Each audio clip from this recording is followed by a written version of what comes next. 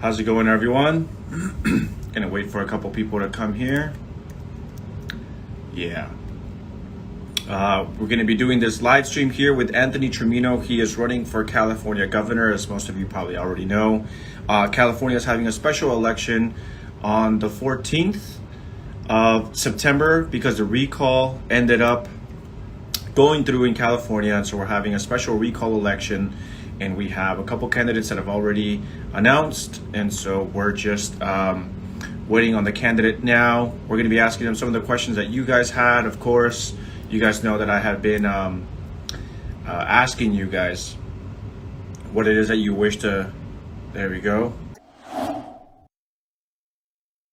Hey, Mr. Trimino, how are you? Good. How are you? Doing pretty good. Doing pretty good. I somehow I missed you at CPAC. Somehow. Maybe because there were about 10,000 people there. I know, right? It Yeah. was pretty hectic. First, I want to thank you for your time. Thank you for allowing us to have this interview with you here at El American, the first Hispanic bilingual conservative media out there in the nation. So we're just happy to have you here. Obviously, me being in California, I'm looking to see some change here in California, Yeah. and I've heard so much about you, sir. And so maybe we'll start out with kind of a brief introduction, who you are, and kind of what brought you to running for California governor in the special election. Sure. So you were at my launch event, and I think you heard me say I'm the grandson of an immigrant who fled a communist Cuba in the 50s. So pre-Castro, but still a very communist Cuba. My grandfather came to the United States to pursue the American dream. He did not want to depend on the government.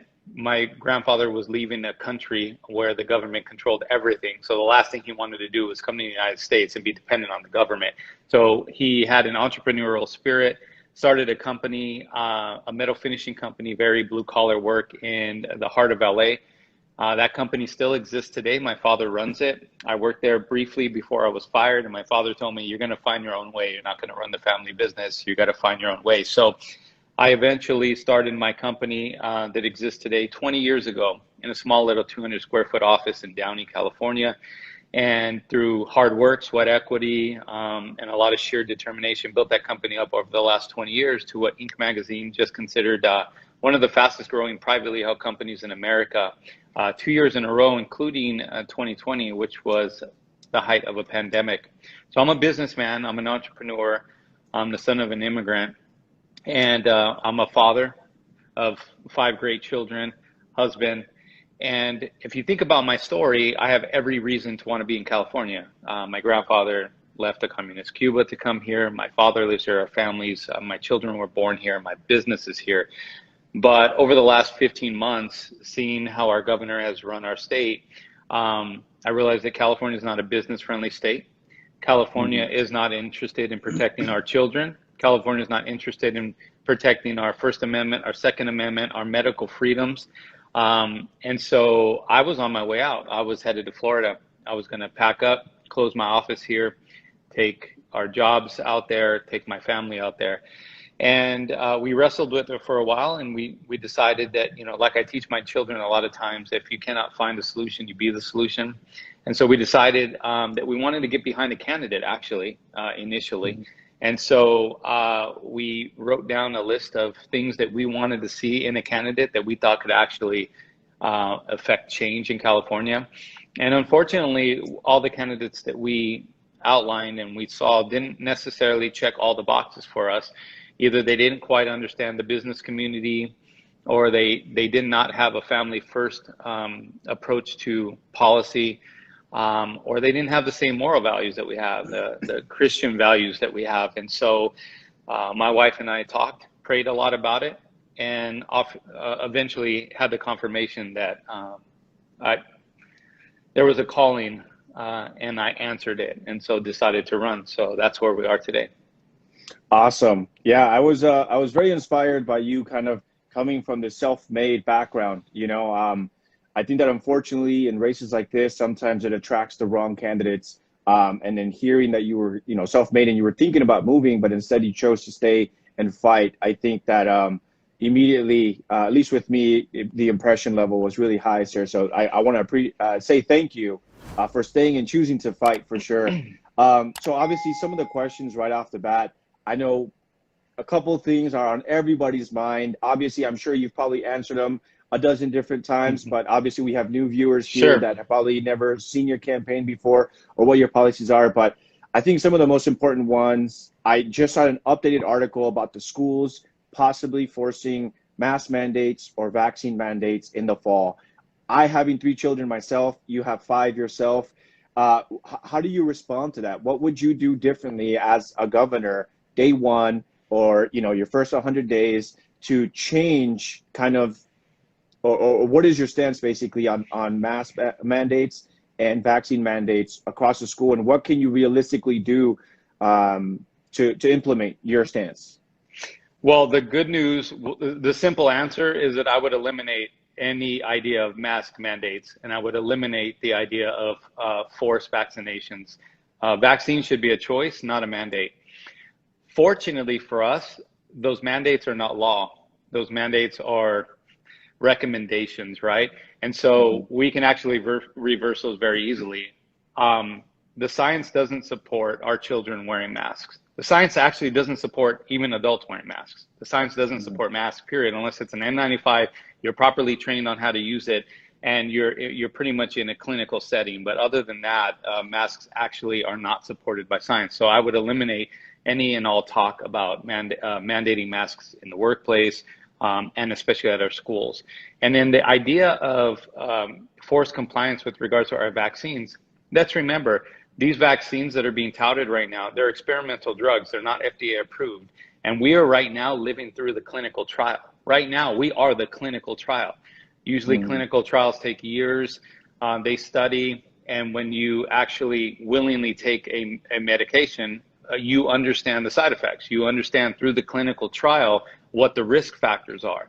But right now, we're actually giving experimental drugs to people, and especially children, where we don't have enough data to determine whether or not this is safe. Now, God willing, the vaccines, they work, and there are no long-term side effects. And I'd even take a scenario where the vaccine had no effectiveness, but they didn't also have any long-term negative effects on people. Either scenario, people win. What's concerning is that we do not know right now what the long-term effects will be. And so the idea that government has an overreaching position where we can actually force compliance, limit your access to services, and then implement a digital vaccine passport it's completely overreaching. It's not American, and it wouldn't happen in California. Okay, and as far as SB 276, right? These are other policies that have kind of made it difficult, even going to other vaccines, where your child is not able to go to school unless they are up to date with vaccines.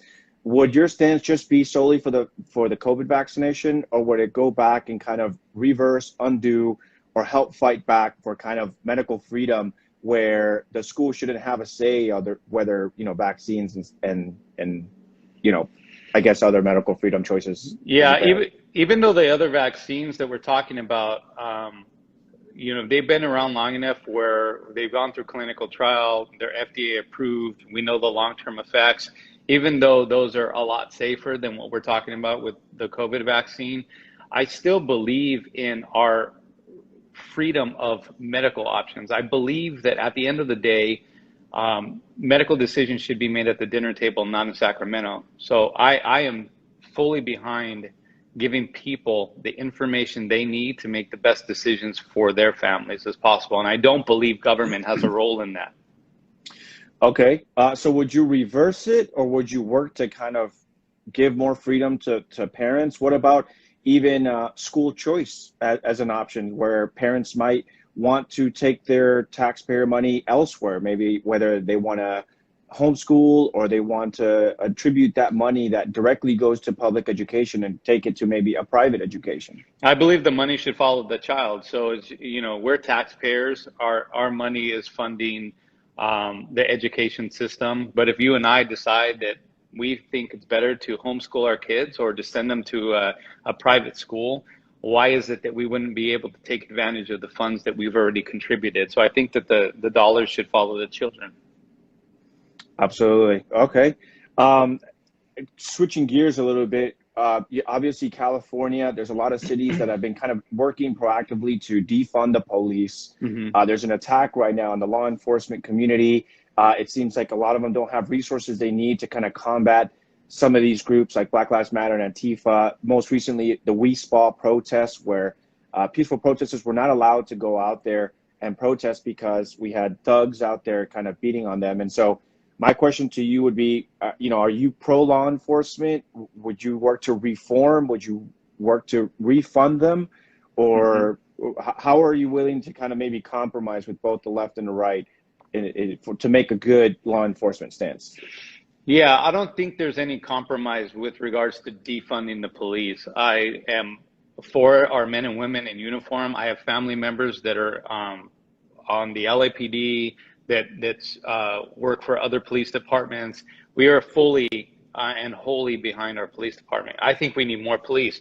If you were to go into any inner city and ask a homeowner who has spent their life, in that community and actually have pride of home ownership, you ask that homeowner what they think about defunding the police. Ask a homeowner if they would like to see less police on their streets, and 99% of people in the inner cities would answer that we need more police. Without a safe community, we cannot have a sustainable, safe society. So we need more police.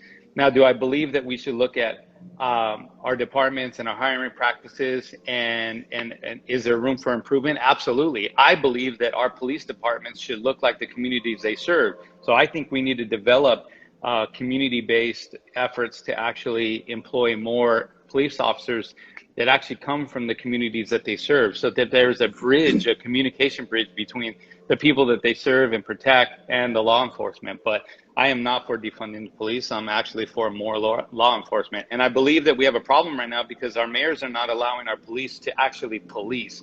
And so we're taking, felonies and making them misdemeanors. And then we're also not allowing our police to actually police certain violations because they're scared, they're worried, they don't have government support.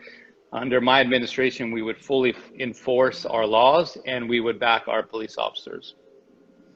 Now, Sheriff Villanueva, he had talked about, because crime is skyrocketing and the police are getting defunded, that he was going to make it easier for LA residents essentially to apply and possibly obtain a concealed carry weapon license. Are you pro Second Amendment? What's your stance on some of the, federal mandates or even local mandates here in California that has made it so hard for Second Amendment, enthusiasts and our right to bear arms? What would you kind of repeal, or what is your stance basically on the Second Amendment? Yeah, so I'm 100% pro Second Amendment. I've purchased more guns over the last 12 months than I have in my entire life. I believe that protecting oneself is one of our God-given inalienable rights. Think about what's happening in Cuba right now. You have an uprising of the Cuban people against a government that's fully armed and a citizen base that has absolutely no way to protect themselves.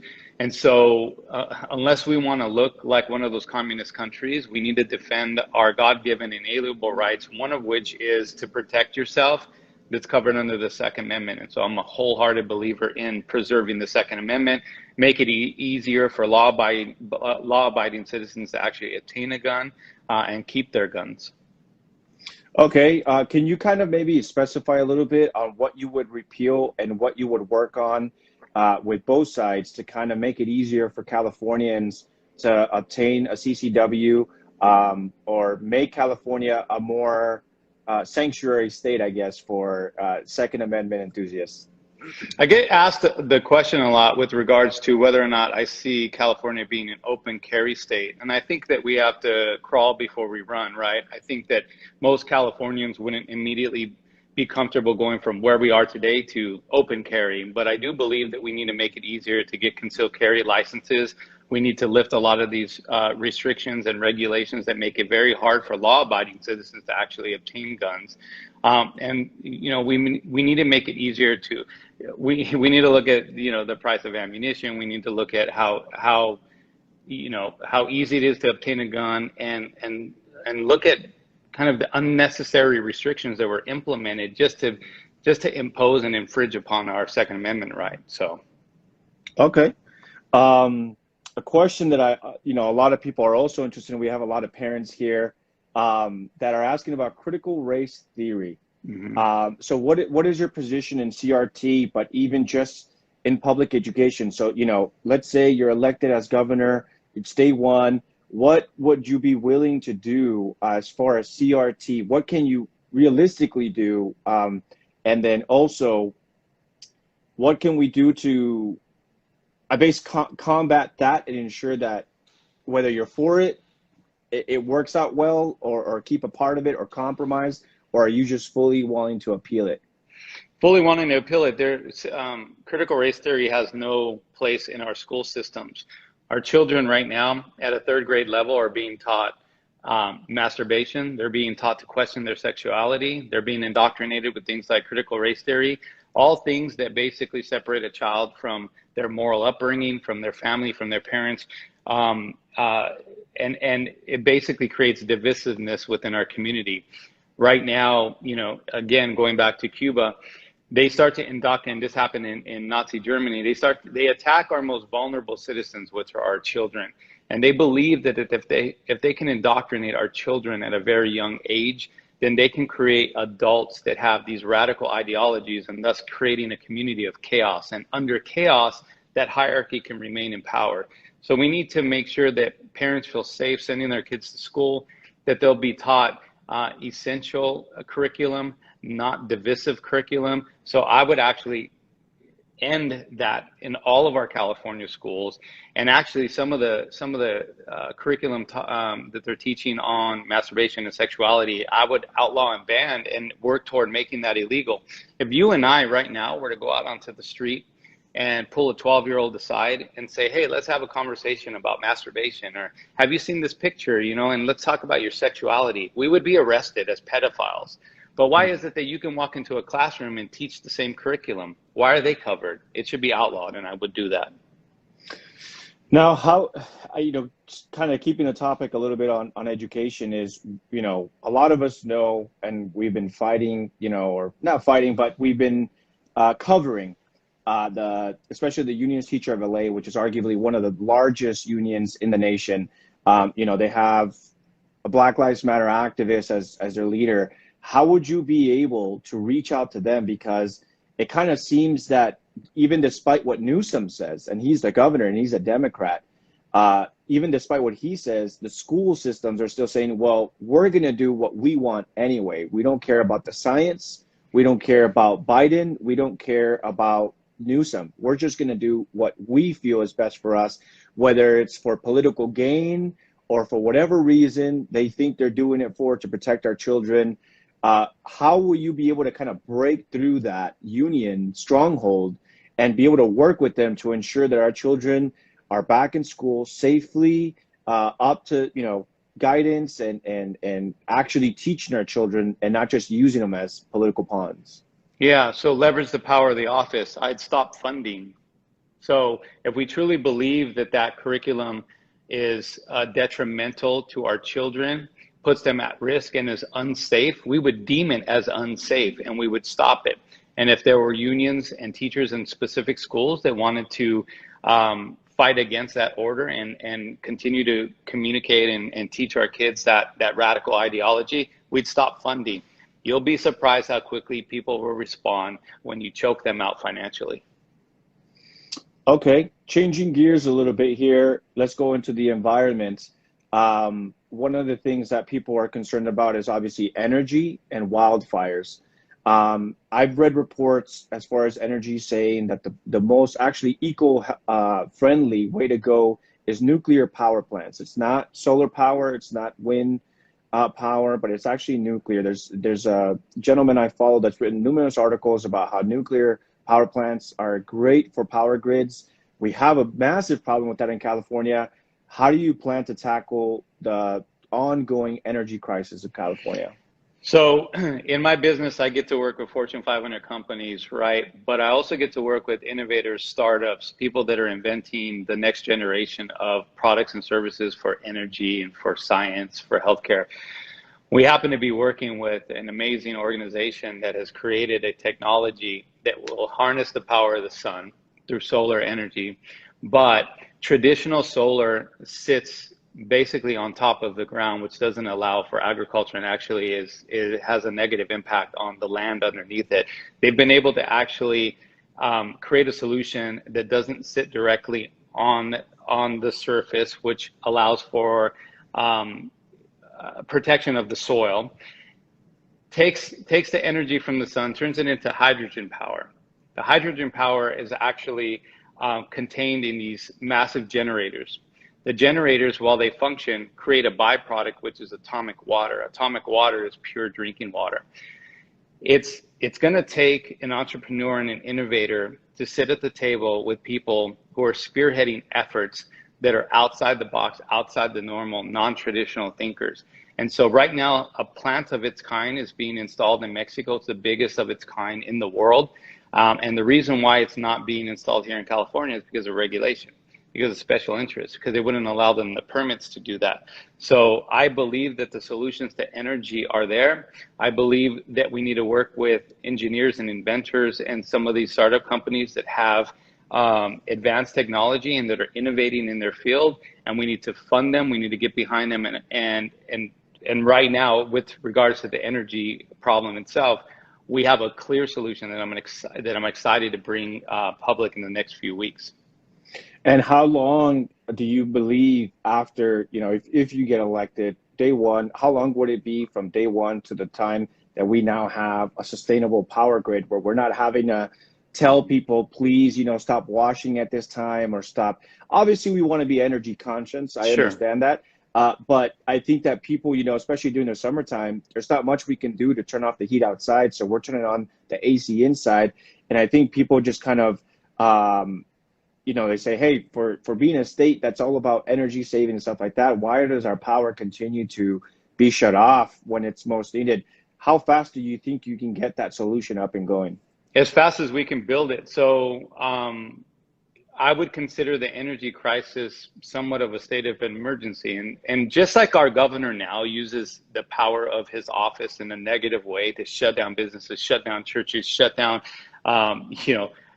schools, we can use that leverage in the same way, but in a positive way, right? We can use that leverage to initiate executive orders and get things done outside of the process and protocol and get these things built. So as fast as we can build them, and we can get that privately funded, and we can get it from killing a lot of these special projects that exist right now that are not benefiting the general population, renegotiating our contracts. We can find the money to do it, and we can find a way to get it done expeditiously.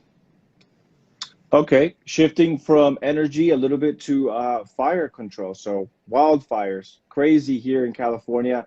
A lot of people would argue that these are preventable if we're just able to kind of bypass the laws that, for whatever reason, California has, not allowing people to go clean up crews, get into the forest, clean up, the brush and the dead trees and such. People would argue that a lot of it is preventable. Do you have a solution to kind of maintain some of these wildfires that we've been experiencing for years now? Conservationists have a lot of control because of lobbyists in California. So I'm a believer in being a conservationist, but of humans, not necessarily primarily just our environment. I believe that what good does it do to have an environment that's protected if our people are not, if there's no one to inhabit the land? I believe that we need to put people first. And I believe that, through forest management and through disassociating ourselves with a lot of these conservationists that spend a lot of money lobbying our governor, we can get that done. We can get it tackled, and we can dramatically reduce the amount of fires that we have annually. Okay, so you're saying that we would be able to kind of go in there with cleanup crews and make sure that our forests are well maintained. The reason we're not able to now is because conservationists believe that it's harming the environment. Correct. But what harms the environment worse? People trampling through the forest to actually clean up dead brush, or an actual fire that consumes thousands and thousands of acres? Let's Yeah, trample through the let's get the job done. It's not, by absolutely. the way, a lot of these things that we're talking about, it's not rocket science. It's just that people Right. are not incentivized to actually fix these things. Special interests, lobbyists, money, you know, there's so many reasons that corrupt these offices. And at the end of the day, the solutions are quite simple. It just takes somebody that's willing to go in there and actually implement it. Now, do you think, kind of follow up to that, do you think that because you have entered this race as maybe like this self-made man that doesn't really need much monetary gain, that you would be that man to come in and say, look, I'm not looking for lobbyists or special interests because, you know, I've been able to build my own empire, and you can just walk in there and say, you can't buy me because I made it on my own. 100%. So if you think about some of the candidates that are running that are in office right now, taking the office of governor would be a promotion. So there's an incentive there for them. If you think about some other candidates that are running that haven't built anything, this would be a financial promotion because they probably never made as much money as the governor's office would pay. And then you have celebrities who, win or lose, doesn't really matter, right? They're getting publicity, they're getting attention, and so that's going to be good for their business anyway. I'm literally the only one in the race that has nothing to gain. I'd be taking a demotion in pay. I'd be putting my company at risk. I'd be putting my life on hold. There's no personal incentive to do what I'm doing. I'm doing it because I'm a father and I want to protect my children. I'm doing it because I'm a business owner and I want to protect small business. I'm doing it because we work hard for our money and we should keep more of it. Somebody needs to fight for lower taxes.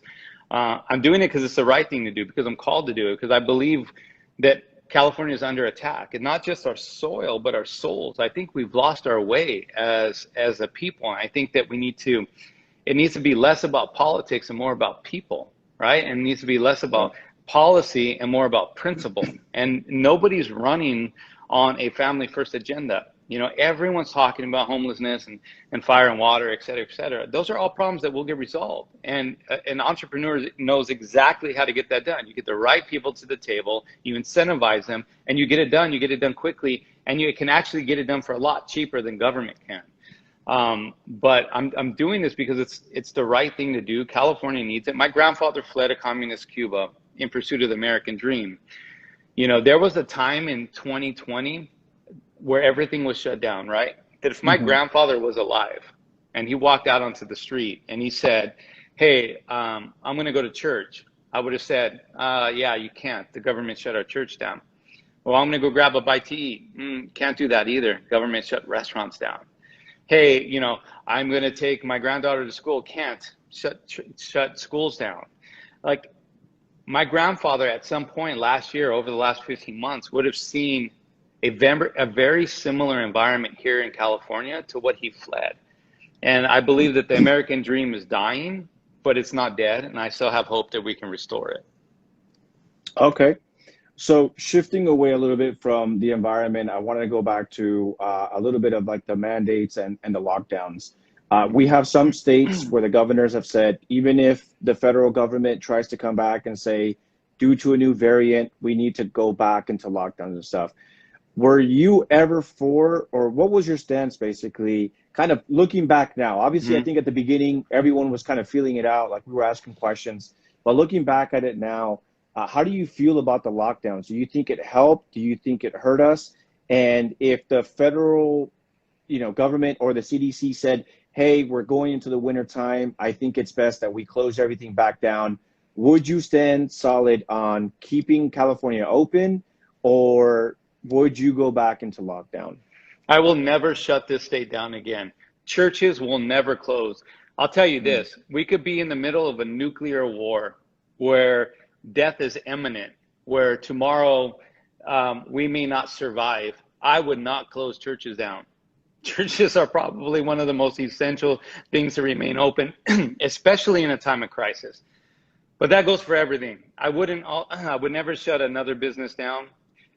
the idea that government can tell you what business is essential and what business is not essential is absolutely absurd. Every business is essential to the people it employs and the community that it serves, right? So I would never shut California down again, ever.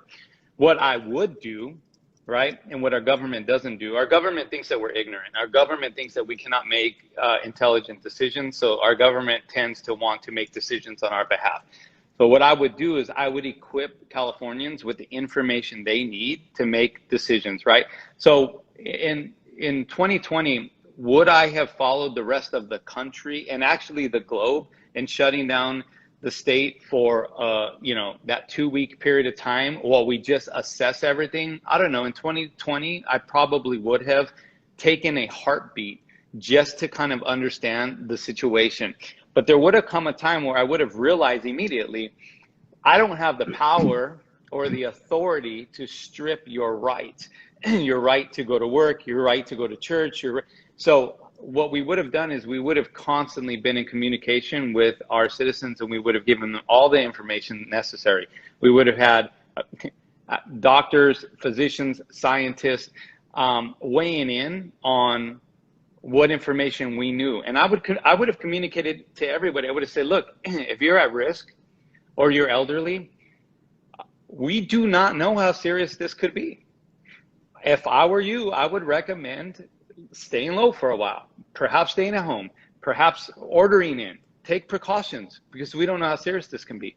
But if you're a healthy adult, if you have a strong immune system and you want to actually, go to work, you want to go to church, hey, here are the risks that we know.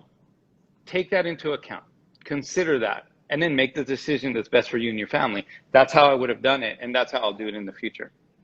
So you touched on something that is especially important for myself as a Christian man, and you've spoken about your Christian faith in God. What moving forward would you do to protect our churches from, staying open even during a crisis? But we've seen statues be attacked of saints. We've seen Catholic churches, crosses being burned. I kind of feel like the persecution of Christians, even though it's not as bad as worldwide in other countries, I feel like it's slowly starting to creep in into our nation, where we have, things like critical race theory teaching the anti-Christian agenda, where the word God is being removed from our schools, where, Christian values and morals are being called bigoted and phobic. What would you do? Is there anything that you can do to further protect churches, worship leaders, and just religion in general here in California as far as Christianity goes? Well, as far as Christianity goes, one thing that we can do to protect our faith is to elect someone who is openly Christian and bases their entire foundation on biblical principles. So that's number one. That's me. We can start there. I built my 24-year marriage, my business, my fatherhood, all on Christian foundation. This country was founded on the belief that we are one nation under God. The idea that we've taken God out of school, God out of work, and instead implemented these radical ideologies is the reason why we're in this mess. If you look at homelessness, drug abuse, you look at our foster care system, you look at our prisons, those are all symptoms. Symptoms of what? A bigger disease. What's the disease? Broken homes. We need to get back to a family first agenda, and that starts with building a platform on a solid Christian foundation. So I would, like I said earlier, I would never close our churches. And by the way, I don't care what church you attend. I tell this to everybody. I fully understand that California is a diverse group of individuals. There are Christians, Muslims, Catholics, Buddhists, atheists, agnostic. We have everybody here. You don't have to be Christian to vote for me, but you're going to want me to be, because you're going to want to know that in times of trial, in times of tribulation, that I have a source to go to that is unselfish, that I answer to someone bigger than myself. So it's critical that we elect somebody that has a good moral compass. Our current governor doesn't, and we need that. And so I would protect our churches, because I would understand how important churches are to rebuilding the home. And if we can rebuild our homes, then we rebuild our communities. And if we rebuild our communities, we can rebuild our state. And once our state is rebuilt, we can change America. Okay, I like it. Shifting the focus back a little bit on small businesses, we talked about how they were affected during, the pandemic. Do you have any plans, short term or long term, to kind of help some of the small businesses that have been closed, for so long, and they're starting to recover a little bit? Do you have anything on the government side that we can do to kind of help them out? What would be your message right now to any small business owner that's been affected by the pandemic, that is struggling to just barely inch Mhm. by day? What is your message to them right now? And I guess just any kind of government help that would benefit them if you were elected. If I was talking to business owners, I would say every business is essential. Your business is essential. You put your blood, sweat, equity into that business, likely mortgaged your home, borrowed money.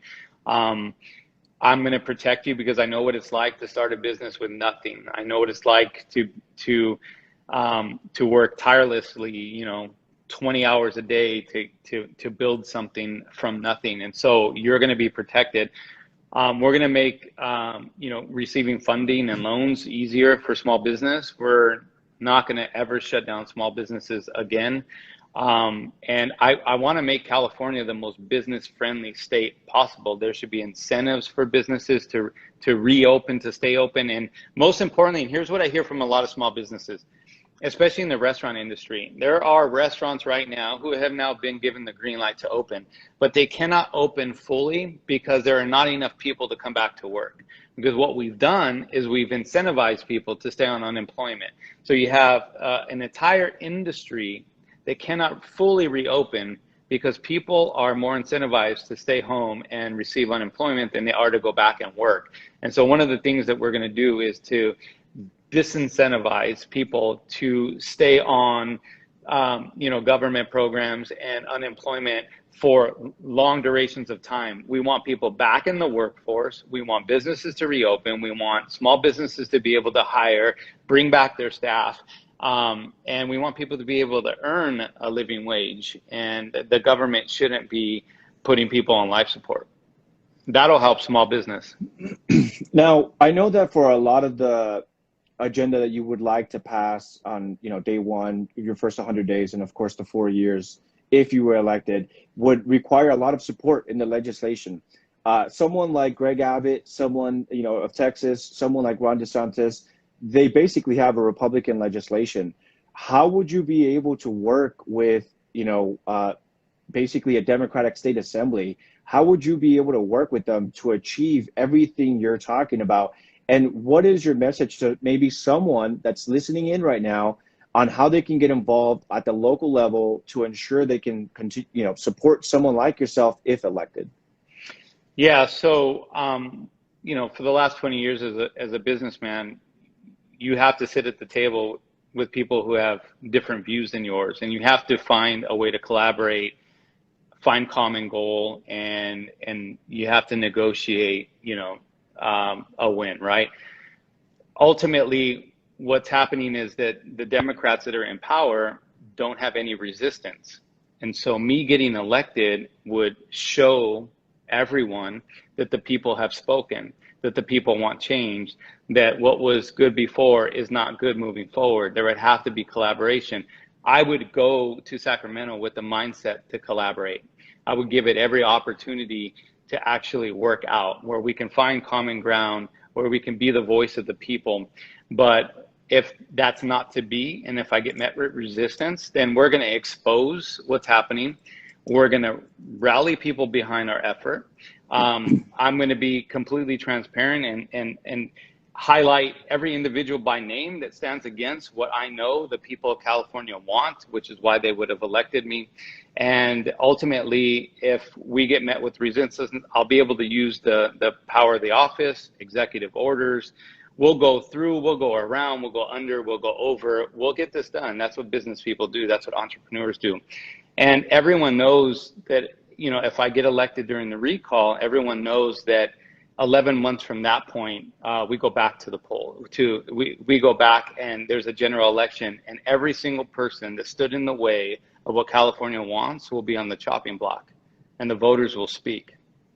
So would you effectively go into office ready to work? And if they're not ready to work with you, would you kind of declare war against these politicians that do not represent their people? Are you willing to do 100%? I tell my leadership team here at the office that if you're resistant to conflict, then you'll never succeed. Oftentimes in life, victory is only on the other side of conflict, and I'm willing to fight. I actually find great joy in actually fighting for what's good and what's just and what's right. And so, yeah, I would wage war in Sacramento if the people were working contrary to what was in the best interest of Californians. I'm not going there to play nice. I'm not going there to make friends. If I can do that in the process, great. I'd love to break bread and have lunch with some of these people. But if I go and I become their enemy, but I become a hero of the people, then I've done my job. That's good to hear, because I think a lot of Californians, this is why we're having a special election, right? We need a warrior that represents the people of California, because I feel so many voices have gone unheard. A question that I have for you, and of course, I think it's one of the top questions we get asked all the time, the homelessness problem in California. What is your plan to tackle the homelessness? We've heard before that some of the reasons why there's a growing homelessness problem is because Reagan back in the 80s shut down a lot of the mental institutes. Is that part of your game plan, is to reopen mental institutes? And then, of course, you have, for some odd reason, we have kind of like this activist group that just wants to allow people to live on the street, saying that it's their right to just live on the street, be high on drugs, and do as they please. What would be your solution to not just the homelessness, but I think it also kind of ties into the housing crisis in California, where you have hardworking people that are barely able to afford housing. And I've personally heard some people say, I'm only homeless because I'm not able to afford my high rent. I'm not able to afford really a place to live. So what is your game plan for the housing crisis and the homelessness? Yeah, homelessness is a problem. Again, homelessness is a symptom to a bigger disease. That's broken homes, right? That's what leads to our foster care system, drug abuse. We're gonna focus on a family first agenda that should fix things at a core, at a community, at a home level. But immediately getting into office, what politicians like to do is politicians like to take your money and they like to reinvent the wheel, and they like to implement process and protocol and infrastructure to try to solve needs, and they're slow to move, slow to react, and we get nothing done, which is why our homeless crisis didn't just start last night, a year ago, 5 years ago. It's pervasive, right? Government can't get anything done. So what we would do on day one is, there are organizations from San Diego to San Francisco right now, feet on the street, nonprofit organizations, church-led organizations that have no money to operate except through donations. And they're doing the good work. They have mental health workers, social workers. They're ready to clothe and feed these individuals. What the government should have done a long time ago is to identify these organizations, build a coalition between them, expose them, fund them, support them, and then, just like any business, give them the infrastructure that they need to actually scale. There's no reason why some of these great organizations that perhaps are just, say, working in LA County can't scale to cover a wider footprint. And that's what we need to do. We need to get our churches involved. We need to get these organizations involved that already have, some of them have upwards of 20,000 people mobilized, but they're restricted because they're not supported, because they're not funded, and they don't get any attention. And then also we have police who can't enforce our laws because they're afraid of police. And so we have basically individuals who have decided, like in Venice Beach, that they want beachfront property. Imagine you and I just decide, hey, you know what, we're just gonna move our house and our mobile home or our tent or whatever and put it right on the beach and be beachfront. And imagine being able to do that. That's a violation of our laws. But police can't police it because it's not politically correct. It's not popular, and our mayors are not supporting them. So we need to support our police. We need to be a lot stronger on our mayors, and we need to get them to actually clean up their communities.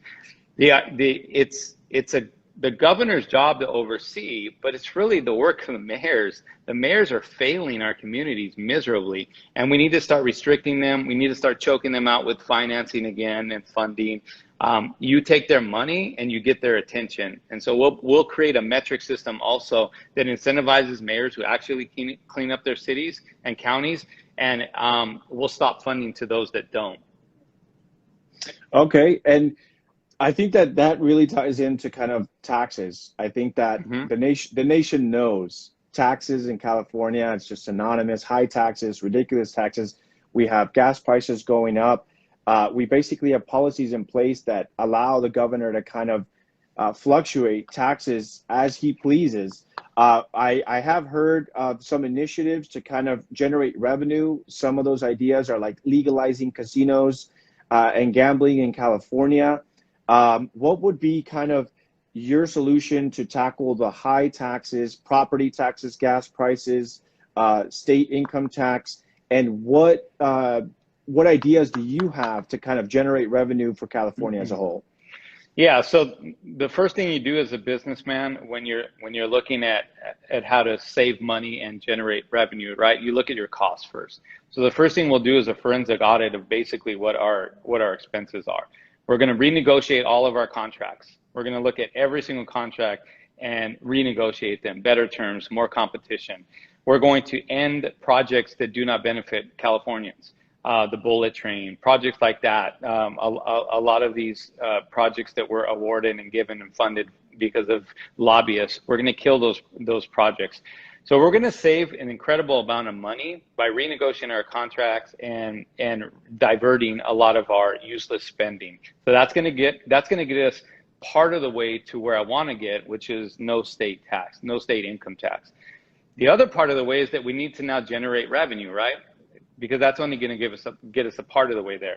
So I do believe that there is a way to legalize gambling without ultimately turning California into Las Vegas, which is not the intention, but there is a way of doing it so we can start to generate money. There's also a travel tax that we can impose because California is a destination that people want to be in. And so imposing a travel tax on people traveling into California would be a simple way to do it.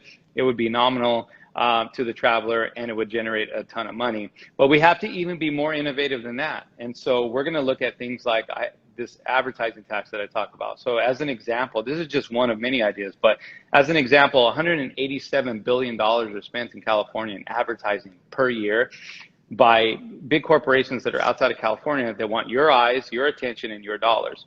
So what we're going to do is we're going to tax that. A simple 10% tax, which would go unnoticed to them, would be $18 billion a year in new revenue. If we were to tax that 20%, which is what I want to do and what I think I can get away with, we're going to end up generating $36 billion. Now, these are companies who have headquarters outside of California. They want California dollars. California dollars are valuable. They're the most valuable dollars in the nation. That's why they spend so much money in California, because we hold up a lot of their economy and their economics. So we're just going to monetize our eyes, our ears, and our dollars, and we're going to start to tax that. Creative ways like that of doing things that don't hurt Californians, that will not put anybody in a position to penalize Californians, but that will generate revenue. Generating revenue, saving on costs, I'm confident we can get to a place where we can not only lower our gas taxes, sales taxes, but my goal is to eliminate our income tax. Man, I think that a lot of ears perked up the moment you said eliminate state tax. That would be, I think, incredible for so many both lower class, middle class people that are just dying for some kind of relief in order of taxes and paying high taxes. You said middle class real fast. I want to talk on something as it relates to taxes. There are people that will run and they'll tell you, here's my tax plan. We're going to eliminate income tax on everyone who makes under $100,000. Someone else said, we're going to eliminate income tax on everyone who makes under $250,000. What does that sound like? Sounds like Robin Hood, right? We're going to steal from the rich and give to the poor. We're going to punish the people, the successful entrepreneurs, the high net worth individuals. We're going to punish them. But if you make under $250,000 or you make under $100,000 a year, we're going to protect you. And that sounds good in theory, right? But let's talk about the problem. The minute you start to penalize big corporations, high net worth individuals, right, and you start to punish them for creating jobs and for finding success, what's going to happen? That high net worth individual is going to leave California. They're going to take their company out of California. They're going to take their jobs out of California. Elon Musk. they're going to take their tax dollars out of California. So when you punish these individuals in these companies and they leave, their companies leave, their jobs leave, and their tax dollars leave, guess what happens? Who makes up the difference? The middle class. Puts an unnecessary burden on the middle class. So this whole idea of I'm going to run off of saying that I'm going to punish one set of citizens and reward the other sounds good until you really look at the long-term effect of it. That's not what we want to do. We want to eliminate the state income tax across the board. We want to generate revenue for California. We want to cut our costs so that we become a business-friendly state, so that companies want to stay in California. They keep their jobs, they keep their tax dollars, and we don't have to put unnecessary burden on the middle class. Okay. I like what we're hearing. I think we're getting a lot of hearts there. So I think people are definitely liking. This is going to be like some of the last questions here. We're wrapping up in about an hour. And again, I thank you for your time. One of the things that obviously right now, border crisis, illegal immigration, and, you know, there are some states that are saying, you know, we will not accept migrants here because of the ongoing border crisis.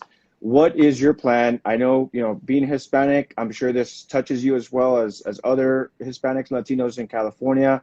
What is your plan to kind of combat the border crisis and ensure that we have immigration reform? What could you propose if elected as governor to kind of combat the ongoing border crisis?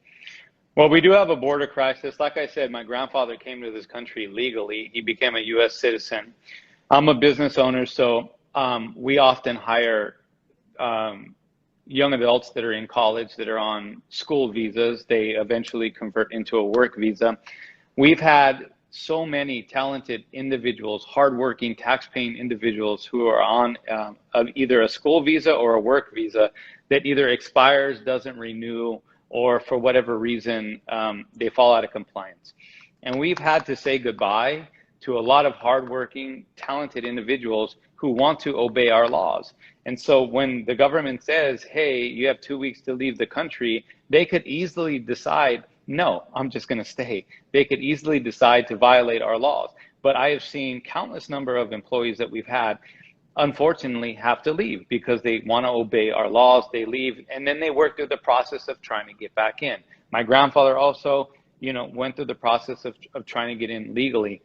So the idea that because we share a border with another landmass that we could, you know, allow for this to continue is just completely absurd. It's unfair, and it puts unnecessary burden on our taxpayers. We need strong borders, but we need to be compassionate. I tell a lot of people, you know, even heaven has gates. Heaven is open to everyone, but there is a process, there is a protocol, there is a prerequisite, right? Well, California and America as a whole should be the same. We should be a welcoming country. We should be a welcoming state, but we should be welcoming to those people that want to obey the laws, the process and protocols that are implemented to ensure safety and to ensure that we don't put unnecessary burden on our citizens. So yeah, initially, Dave, you know, as I look at what to do, okay, once we have a strict, we strengthen our border. That's problem number one. I mean, we can't even deal with who's here illegally until we stop the steady flow of illegal immigrants. So we need a strong border. But after that, we need to look at, okay, now that we have a body of individuals here, what's the right way to handle it? The far right will say, get them all out of here. Put them in a truck, ship them out. The far left will say, you know what, everyone should stay and they should have a path to citizenship. I believe there's kind of a middle ground here. I believe if you're here illegally and you've committed a crime, you should go home that same day. I mean, if you're here illegally, you've committed a crime, you violated our laws, you have no business being here, I would send those individuals back. As far as everyone else who's here, if you're in school, if you're working and you're a taxpayer, I would create a system that would identify these individuals. We would know who they are, as long as they were contributing members of society, tax-paying individuals, we would figure out a way of allowing them to stay as long as they were productive members of society. That's a compassionate thing to do, because I don't see just shipping everybody home. I also don't see keeping California a sanctuary state either. So. Mhm. Okay, I think that especially California, there's a lot of moderates, right? I think that somewhere in the middle, I think would probably be best to attract voters onto your campaign. With that, election integrity, voter ID, right now we got Texas Democrats that are hiding in DC. They're basically refugees, as they call themselves. What would you do? Because here's the reality: since November 6th. There's been the GOP and the RNC, their message for fundraising has been voter integrity, the election was stolen, the election was rigged. What would you be able to do, or how do you kind of instill confidence in people that the system still works to elect good people?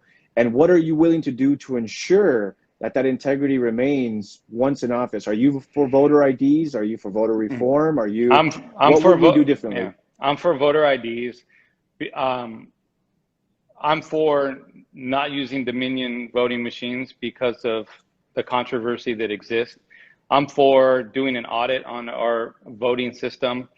Through the audit, we may determine that California's voting system is working just fine. Who knows? But ultimately, an audit does have to be conducted. A third party unbiased audit needs to be conducted. It needs to be transparent. Everyone needs to know the findings of that audit. We need to take corrective action if we find that there are discrepancies or issues, or that our voting process is not secure. And then once we do that audit, once we report the findings and we take corrective action, then we need to continue to, on a regular basis, audit. We need to continue to be completely transparent. And we need to, here's the thing: if people don't feel confident and secure in voting, they're not going to vote. And that's what we've seen happen across the nation. People have lost their trust in voting integrity. And so what we're going to have is we're going to have less people voting. And that's the worst thing that can happen in America. We need more people active. We need more people to trust the process, and we need more people voting.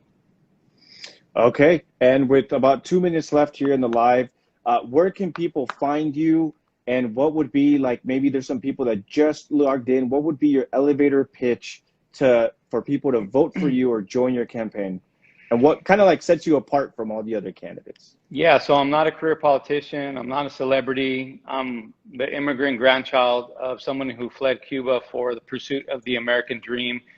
I am the manifestation of that American dream. I built a company up from scratch, from nothing, over the course of 20 years into a successful company that has a global footprint.